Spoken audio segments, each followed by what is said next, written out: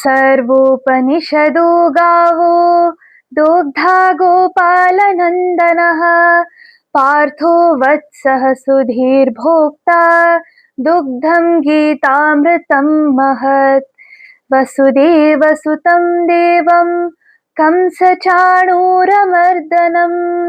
देवकी परमानन्दं कृष्णं वन्दे जगद्गुरुम् भीष्मद्रोणतटा जयद्रथजला गान्धारनीलोत्पला शल्यग्राहवती कृपेण वहिनी कर्णेन वेलाकुला अश्वत्थामविकर्णघोरमकरा दुर्योधनावर्तिनी सोत्तीर्णा खलु पाण्डवैरणनदी कैवर्तकः केशवः।